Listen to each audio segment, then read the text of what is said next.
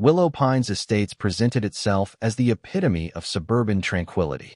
Large magnolia trees lined the main drive, their branches arching over a paved road that gleamed under the midday sun.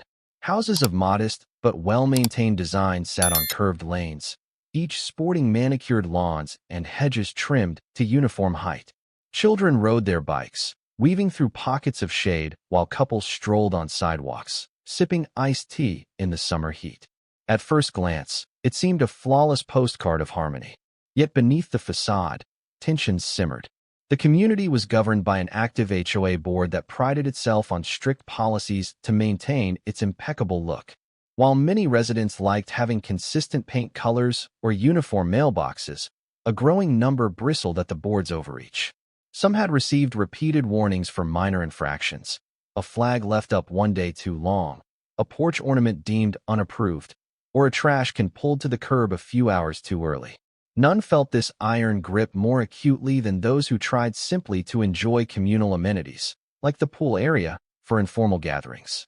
Still, for the most part, life continued on a smooth track, with only the occasional complaint. That changed when a new volunteer joined the HOA board a year ago, a middle-aged woman with relentless zeal for policing.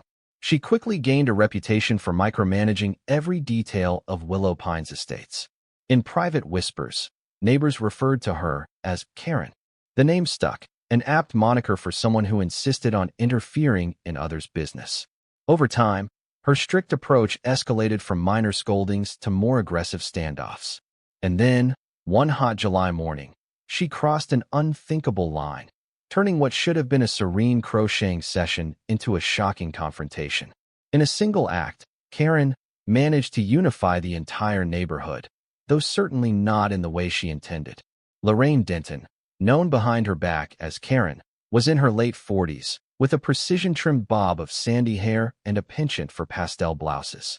Though not the HOA's president, she held the title of Community Standards Director, a role she interpreted as free rein to police every flower pot and front doormat in Willow Pines Estates. Where other board members tried to balance courtesy with enforcement, Karen thrived on control. She sent out typed notices on crisp stationery for all manner of perceived misconduct: a wind chime that tinkled too loudly, a small garden statue that clashed with the accepted color palette, or garden vines that dared to extend beyond a fence.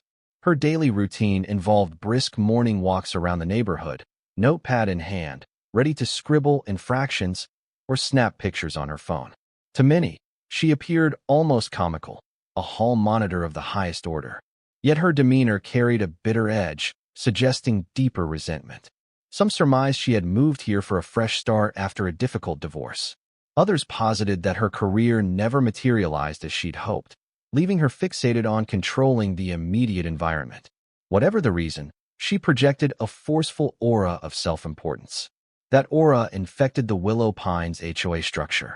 While the president, a more diplomatic older man named Eugene, tried to handle major decisions, Karen consistently lobbied for stricter guidelines. She insisted the community must remain pristine, believing that any leniency would open the floodgates to chaos. Over time, neighbors learned to tread carefully, doubly so if they planned to host yard sales or place decorations. For her, no detail was too small for scrutiny. But up to a point, her intrusions remained limited to scoldings or written warnings. No one anticipated that her zeal could shift into physical aggression, until the day she unleashed an extreme measure to sabotage a peaceful crocheting circle of local retirees. That incident would shake Willow Pines Estates to its core and lay bare the cruelty beneath her polite facade. For nearly a decade, a group of older residents in Willow Pines Estates had met weekly to enjoy each other's company while crocheting, knitting, or doing other yarn-based crafts. Dubbed the Silver Loopers, they were a friendly bunch of seniors mostly in their 70s and 80s. Some had been crocheting for decades. Others were novices taught by their longtime neighbors. Their gatherings became a cherished tradition, not only for them, but for anyone in the community who admired their skill and fellowship. Originally, the group met in individual homes.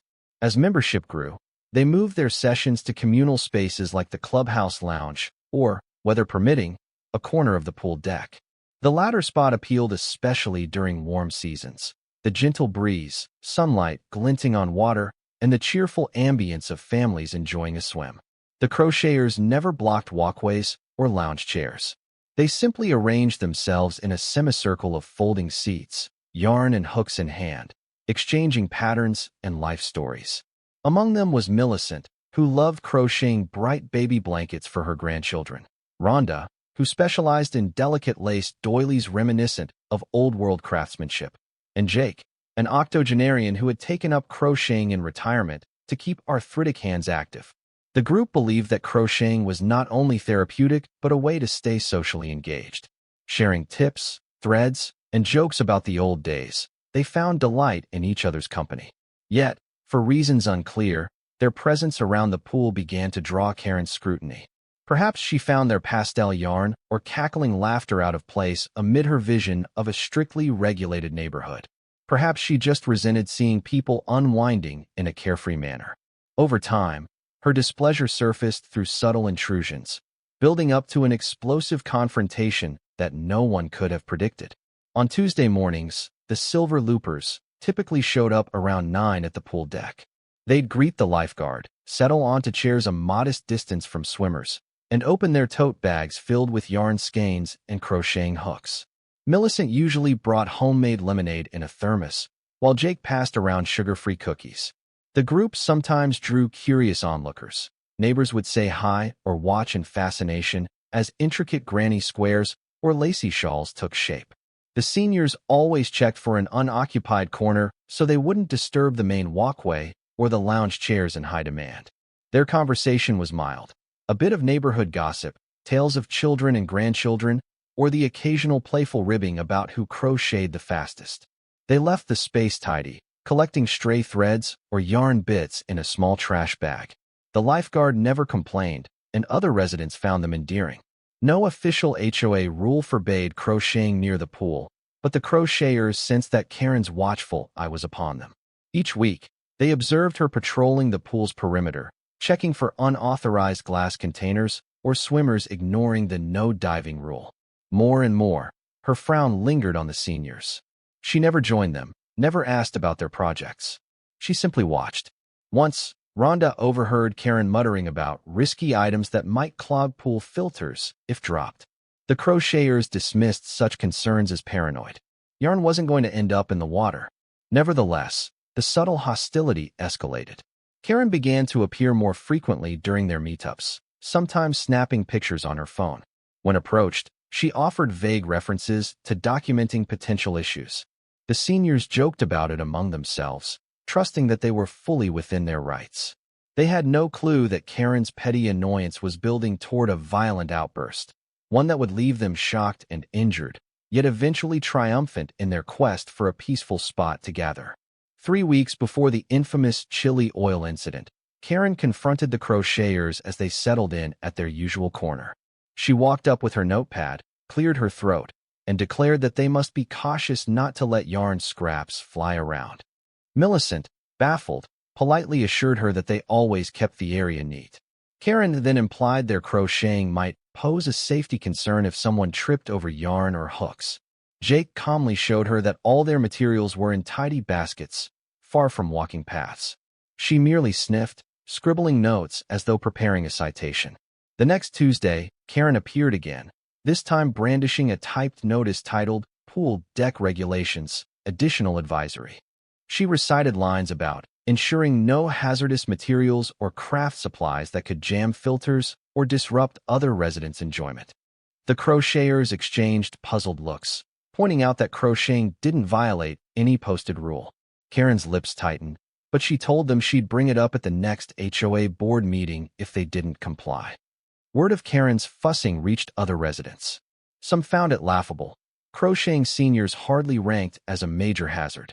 Others worried about how far she might push. The crocheters themselves tried not to let her intimidation ruin their hobby. "We're not looking for trouble," Rhonda said, hooking yarn with her arthritic fingers. "We just want to meet in peace."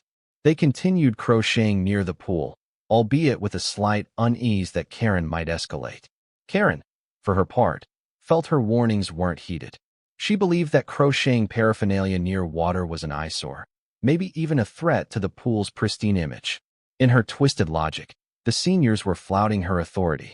After 2 more unsuccessful attempts to shoo them away, she stewed. Then came her final, misguided plan, to sabotage their yarn session so thoroughly they'd never return. At some point, she decided to use chili oil, a bizarre and cruel weapon that no one saw coming. It was another bright Tuesday morning in mid-July. The sun gleamed off the aquamarine water, and the air felt heavy with humidity. The crocheters arrived as usual around 9, claiming a small patch of shade near the deep end, well out of swimmers' paths. Millicent set out her crocheting bag, stuffed with skeins of soft pastel yarn, while Jake adjusted a portable fan pointed at Rhonda, who disliked the sweltering heat. Across the deck, Karen was on a mission. She had stashed a small bottle of chili oil in her tote, concealed under rolled-up newsletters. The plan was half-formed in her mind: confront them again, deliver a final warning, then accidentally cause some kind of mess. She reasoned that if their yarn became stained or unusable, they might give up crocheting at the pool altogether. Perhaps she didn't fully intend physical harm, but in her frustration, she'd chosen a substance that could cause real pain if it contacted skin or eyes. As the seniors chatted softly, crocheting a new charity project, lap blankets for a local care home, Karen marched up, her expression stormy. "I told you last time," she snapped. "Your crocheting paraphernalia can't be here. It's disruptive." Jake, steady as ever, calmly replied that they were harming no one. Rhonda added that they'd checked with the lifeguard, who had no objections. Karen's eyes narrowed. "I have official board documentation stating this can't continue," she lied, brandishing her phone as though referencing an imaginary rule. The crocheters exchanged wary looks, but no one budged. Anger sparked in Karen's gut. It was her final straw. With a huff, she dropped her tote bag to the ground, rummaged until she found the chili oil bottle. The crocheters eyed her warily, uncertain what she was doing. Before anyone could react, she yanked off the lid and, in a sweeping motion, hurled the contents onto the group. A spray of reddish-brown liquid splattered across yarn bundles, crocheting hooks, and the seniors' hands and laps. For a few heartbeats, time seemed to freeze. The crocheters stared in disbelief as flecks of chili oil glistened on their yarn. Then came the sharp stinging. Rhonda let out a cry, dropping her hook as her fingers burned from the hot peppers. Jake recoiled, pressing a hand to his face where a droplet had landed near his cheek. Millicent gasped, noticing red splotches creeping across her pastel yarn. A pungent, spicy scent filled the air, undercut by the chlorine tang from the pool. "My goodness!" Millicent exclaimed, eyes wide, the sting intensifying on her fingertips. "What have you done?" Her voice quavered in shock and pain. Another crocheter, Lillian, scrambled to find towels or water to wash off. But chili oil clings to skin, intensifying the burn if not properly removed. As the seniors tried to wipe it away, many inadvertently spread the capsaicin further. Karen stood there, chest heaving, bottle still clutched. Her expression was a twisted mix of triumph and fear. Perhaps she hadn't realized how quickly or intensely the oil would cause pain. A few bystanders who had witnessed the act shouted, "Hey, what's going on?" or "Stop her." The lifeguard rushed over, stunned to see the crocheters in distress. People scattered to find water or call for help. Jake's voice trembled with anger. "This is insane. Why would you do that?" Karen, breathing heavily, spat back. "I told you. Your crocheting is not allowed here." Then, as though awakening to the enormity of her deed, she dropped the now empty bottle into her tote and fled. The crocheters were left reeling, their once peaceful meetup marred by searing chili oil and shattered composure. In the chaos, a few younger residents stepped in, helping the seniors flush their hands with clean water from the pool shower area. The crocheters winced as the stinging persisted. Yarn was ruined, hooks slippery, clothing bore oily red stains. But the bigger shock was that a fellow neighbor, an HOA board member, had unleashed such cruelty. Distraught and hurting, the seniors realized this was no longer a trivial spat. It was an assault. Emergency calls flew across cell phones. Some neighbors dialed 911, unsure if paramedics were needed. Others contacted the HOA president, Eugene, demanding immediate intervention. The seniors, though in shock, tried to comfort one another. Small first-degree burns blossomed on a few crocheters' hands, red and raw. Lillian's wrist, where chili oil soaked, stung so badly she feared infection.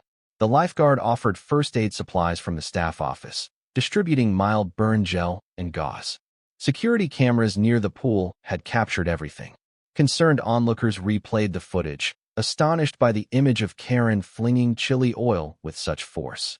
The paramedics arrived, checking for any severe injuries. Luckily, none of the seniors required hospitalization, but they were advised to see their doctors if the burns worsened. The crocheters clung to each other, tears mixing with disbelief.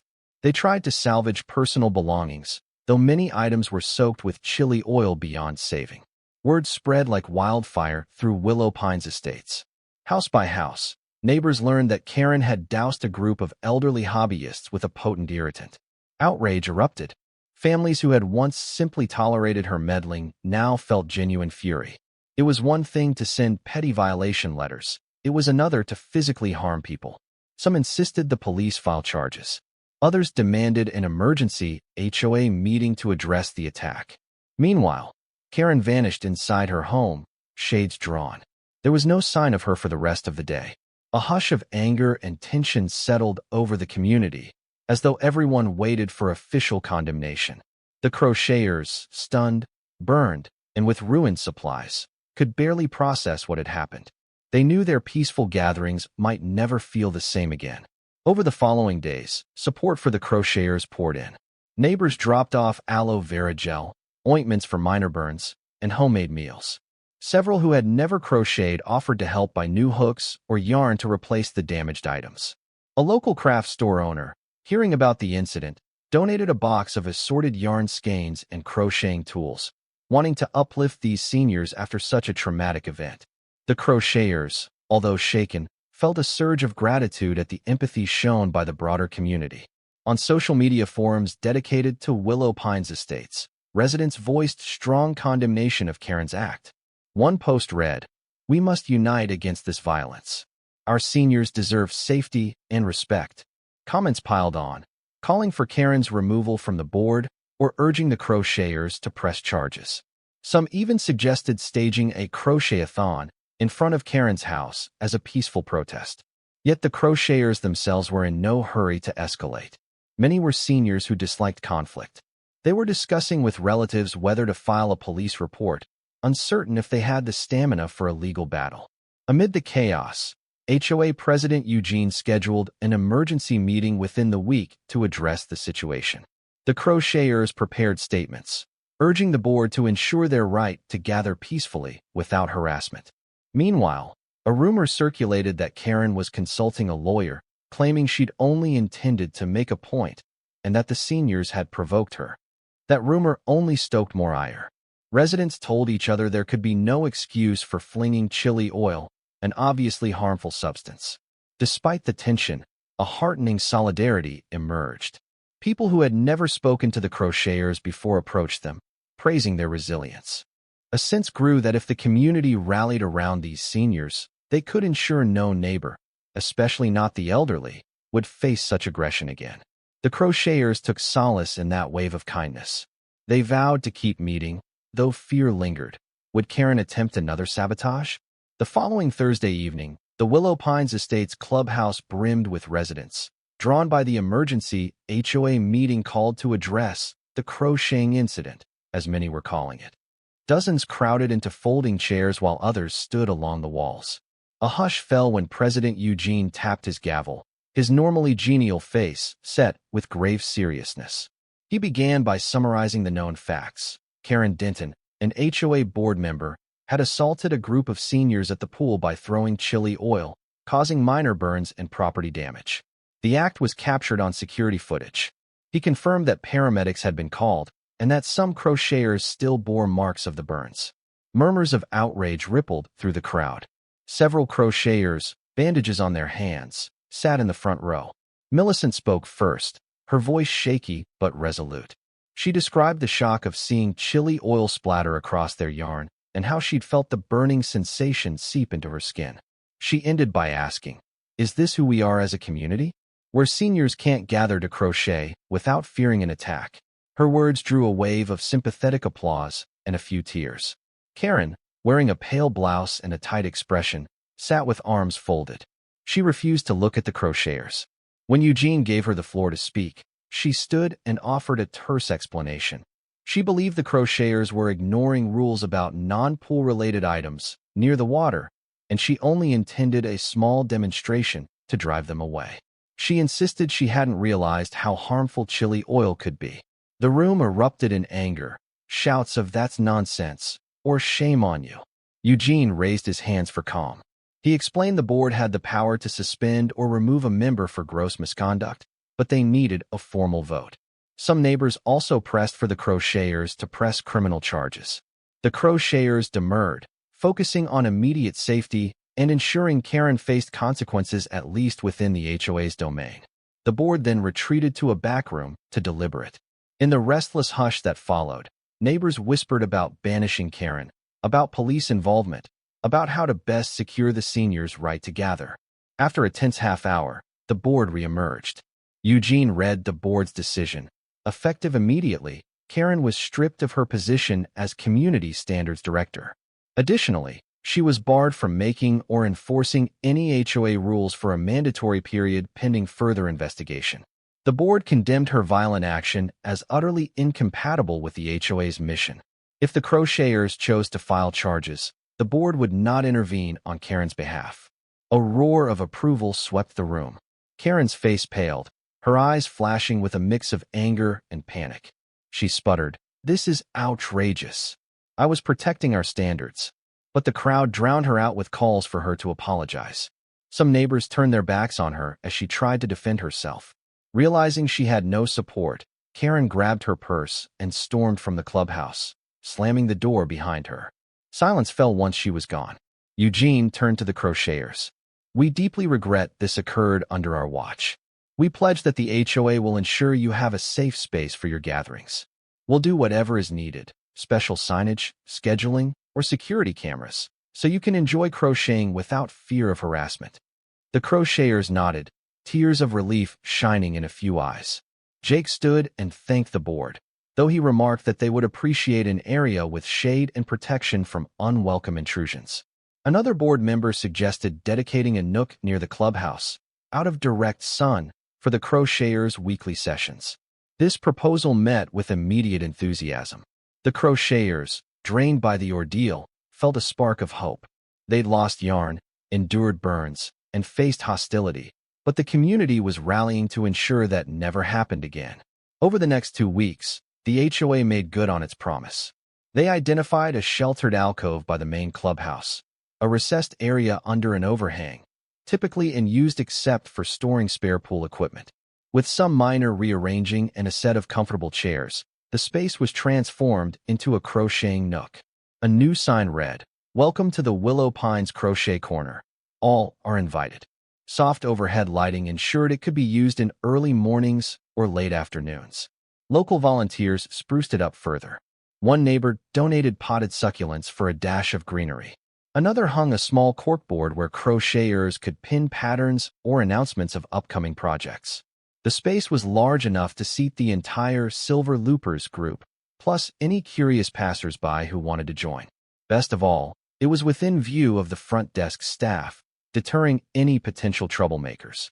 The crocheters gathered for their inaugural session in the newly designated nook, still nursing healing burns, but buoyed by the community's support. A handful of neighbors dropped in with coffee and muffins to celebrate. Millicent, wearing finger bandages, picked up a fresh skein of pastel yarn and began crocheting a baby hat with renewed determination. The atmosphere crackled with camaraderie. Though the memory of chili oil still stung, they felt safer here, away from Karen's glare. In a heartwarming turn, many donated crocheting materials soared in. The crocheters found themselves with more than enough yarn for months' worth of projects, enabling them to continue making items for charity. The crocheters jokingly referred to the surplus as the positivity stash, a testament to how neighbors had channeled their outrage into generosity.